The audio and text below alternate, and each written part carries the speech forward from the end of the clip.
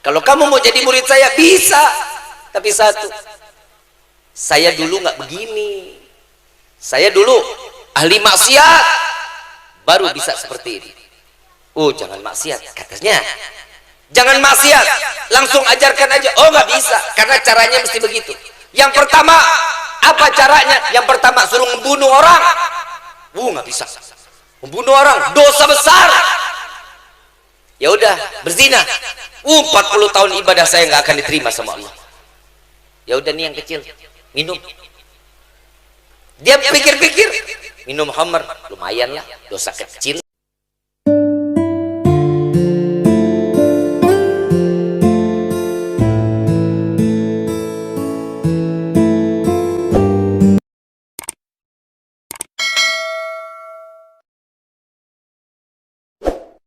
Ibu bapak yang dirahmati oleh Allah, salat yang diajarkan oleh Nabi Shallallahu Alaihi Wasallam, dan ini ada pepatah yang menyatakan inna salata tanha anil fahsya. Setiap orang yang mendirikan salat pasti perbuatannya jauh daripada perbuatan keji. Dan Bib, saya punya tetangga salat itu di masjid masih nyolong ayam. Tuh bagaimana Bib? Itu baru mengerjakan sholat, belum mendirikan sholat. Orang yang mendirikan sholat, aplikasikan setiap gerakan yang ada di sholat di dalam kehidupan kita. Ada ruku, menundukkan diri kepada orang yang lebih muda atau yang lebih berilmu dan lebih tua. Sujudnya kita mengingatkan satu hal tentang kematian. Selama kita berdiri, mau yang pangkat 2 habis bunuh orang, mau yang pangkat 3 presiden, siapapun dia, wali sekalipun, sujud kepada Allah, tatkala dia sujud, kepala ada di bawah, pantat ada di atas. Betul? Yang kita makan larinya dari kepala, betul? Masuknya dari kepala, keluarnya kemana? Betul? Jadi semua yang hidup di dunia nih lari ini kemana? Yang pasti adalah kematian.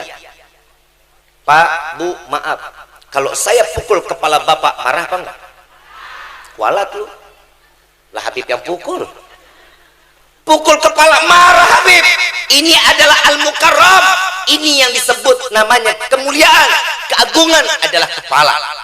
Tapi tatkala lagi sholat, sejajar sama telapak kaki. Gak ada sesuatu yang lebih tinggi dari apapun. Saat orang yang kaya sholatnya kepalanya yang tegak, enggak ada yang begitu, semuanya sujud. Kenapa?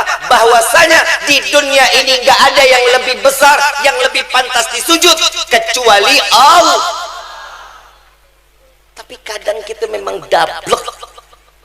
Jujur saya mah, sholat mah sholat, gibah ya gibah.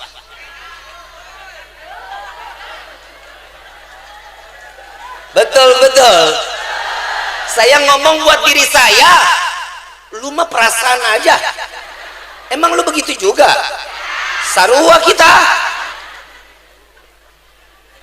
Sholat ya sholat, maksiat hayo. Betul. Ini kita kalau nggak ada acara gini, kita lagi ngapain sekarang?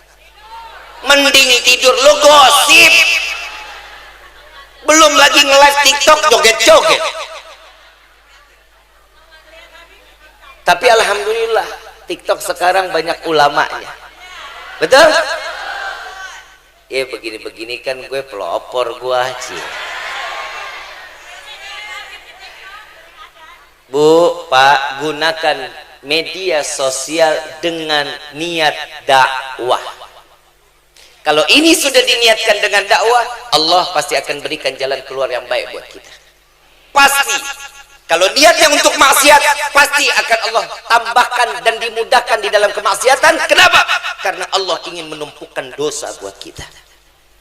Media sosial ini paling gampang. Dulu siapa yang kenal Rifki? Nggak ada yang kenal Rifki. Mana kecil kayak liliput, badan kurus, cuman modal hidung doang. Sekarang Masya Allah Pak, saya di Singapura, saya di Malaysia, saya ke Brunei, kenal saya, padahal saya nggak kenal dia. Video sampai ke sana, dakwah bisa diterima ke sana. Kenapa? Karena dakwahnya, setiap dakwah itu dari hati pasti akan masuk ke dalam hati. Betul? Betul apa betul? Sekarang saya mau tanya, setiap yang saya sampaikan di dalam video-video pendek, ada nggak yang apal ijazah saya sampaikan? Coba. Siapa yang apal? Mana orangnya? Coba. Tuh, nyampe ijazahnya. Kenal saya ibu. Saya pernah ketemu sama ibu. Nyampe ke ibu. Tuh, dakwah. Dia urusan duit, cepat ngapalinnya. Lah gua mah jujur-jujur aja Kiai. Urusan kebayaan duit loba, wah cepet amalin. Gak usah kerja. Lu punya tuyul. Yang namanya seseorang kalau mau dikasih rezeki yang berkah, Nabi udah ngajarin sholat tuh. Sholatnya 2, jangan 2, 4, 6, 8, 10, 12. Sholatnya cuma 2 terus mau kaya lah. Kata Nabi SAW, orang yang sholat duhanya 2 rakaat orang bakhil, orang pelit. Bib, tapi kan yang penting istiqomah. Ya udah istiqomah, lu segitu-gitu aja hidup lu. Kaya kagak, miskin kagak, ya udah cukupin aja. Alhamdulillah. Tapi sekarang kan kita alhamdulillah. Corona udah pergi 2 tahun yang lalu. Setahun apa 2 tahun? Saya udah coba move on dari corona. Karena saya pernah sakit hati gara-gara corona. Jadwal, wah. Mobil ditarik leasing, Kiai. Ujian terbesar dalam hidup mukmin yang corona. Orang sini bukan tuh corona. Orang mana? Padahal kita udah dididik sama Allah 2 tahun ditempa. Ujian paling gede corona, yang kerja PHK. Betul? Yang kerjaannya lagi nikmat, usaha lancar, bangkrut. Betul? Biar lu sadar, PA. Itu Allah tuh lagi ngajarin lu. Kenapa? Baru 2 tahun ngeluh banget luar biasa, kayak ikan dinaikin ke atas daratan, gelepak sana gelepak sini. Puluhan tahun rezeki lancar, pernah kita syukur sama Allah? Jangan dijawab, aku udah tahu. Begitu datang 2 tahun langsung, yang nggak pernah sholat maunya ke masjid aja, masjid dikunci. Giliran saya mau sholat, masjid dikunci. Lu kemarin kemana aja? Saya ada tuh di Kuningan, badannya gede, mantan preman, sampai sekarang sih masih jadi preman. Walaupun dia hijrah masih preman, tatoan, ya Allah, serem banget mukanya. Dia datang ke rumah saya, Assalamualaikum, Waalaikumsalam. Kita kan was-was kalau ada tamu pas lagi corona kan. Otak lagi sempit aja bawaannya. Ya, ini orang minjem duit nih. Benar nggak lu? Orang ngetok pintu udah bawaannya begitu aja. Tapi subhanallah, begitu saya buka, Beb, golok amat lu, preman. Beb, saya sudah berusaha hijrah, Habib. Saya ingin dekat kepada Allah, tapi kenapa Allah nggak kasih jalan buat saya? Siapa bilang? Lu nya aja macam-macam. Betul, Habib. Kenapa? Saya mau sholat 5 waktu di dalam masjid, semua masjid dikunci. Sini. Saya kelepak palanya. Lu dari kemarin gua ajak nggak pernah mau ikut. Sekarang lu masjid dikunci, lu mau sholat. Sini, lu sholat sini nih. Sholat. Dia ambil wudhu, dia sholat, gemeter sholat di rumah saya. Preman. Ternyata dia punya iman. Jadi jangan pernah mengatakan seseorang yang di luar sana yang kita lihat sangar, galak, tukang mabok, ternyata imannya jauh lebih tinggi dibanding kita. Jangan salahkan mereka, tapi mereka tidak ingin sesuatunya akan tertimpa kepada dirinya, kecuali karena Allah yang menginginkan masa lalunya lebih buruk daripada masa yang akan datang. Ada orang yang masa lalunya baik, masa datangnya hancur. Ada nggak? Hijrah, ngakunya hijrah, begitu mau mati nggak ingat Allah, iman dicabut. Ada yang begitu? Ada satu kisah namanya Barsisa. Ada satu Barsisa, dia ini kalau dibilang ibadahnya tekun luar biasa. Saking tekunnya kalau lagi wirid banget. Kebayang nggak? Iblis izin sama Allah, ya Allah, saya izin buat goda nih orang, katanya. Silakan kalau engkau mampu, kata Allah. Lagi di masjid Barsisa, lagi wirid. Begitu wirid, dia nengok sebelahnya terbangnya lebih tinggi dari dia. Dilihatin aja, ini orang siapa? Iblis berubah jadi orang yang alim. Terus tiap hari begitu. Sehari, 2 hari, 3 hari. Yang namanya manusia nanya, mau berguru dong.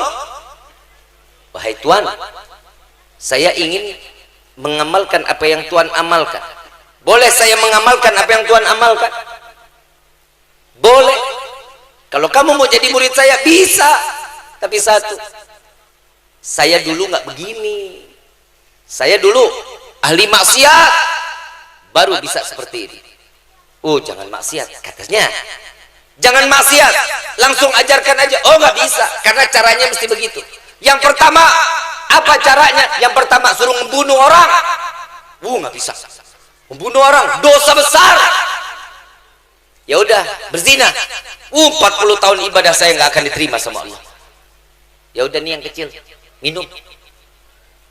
Dia pikir-pikir, minum khamr lumayan lah, dosa kecil. Di jalan dia datang ke warung remang bareng nih sama si iblis.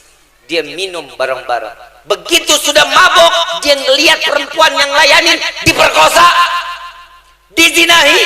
Suaminya datang, ini perempuan, dia berantem, dibunuh. 3 kemaksiatan dilakukan oleh orang tersebut. Sampai akhirnya semua warga sepakat untuk mensalib Barsisa. Disalib. Ini bukan salah saya ini hanya berguru, katanya. Ini iblis datang. Wahai Barsisa, jika engkau aku ingin selamatkan, maka sujud kepadaku. Bagaimana aku bisa sujud sedangkan aku disalib, katanya? Cukup dengan hati. Sujud kepadaku. Akui kalau aku adalah gurumu. Akui bahwa aku adalah Tuhanmu. Maka selesai, akan aku selesaikan daripada permasalahan. Sujud hatinya kepada iblis. Begitu sujud hatinya kepada iblis, ditarik oleh Allah ruhnya, mati tanpa membawa iman. Salat ratusan tahun tidak akan pernah manfaat jika kita satu berbuat kemaksiatan yang di situ akan ditutup oleh Allah setiap pahala, diganti dengan dosa yang begitu besar ke hadapan Allah. Kita mau salat tiap hari di dalam masjid, kita mau ibadah setiap hari. Ibu datang ke majlis ta'lim, bapak demen di dalam masjid, ibadah 24 jam lagi di dalam masjid, tapi anak jauh dari Allah. Hati-hati, karena itu bukan satu kunci untuk kita berhasil masuk ke dalam surganya Allah.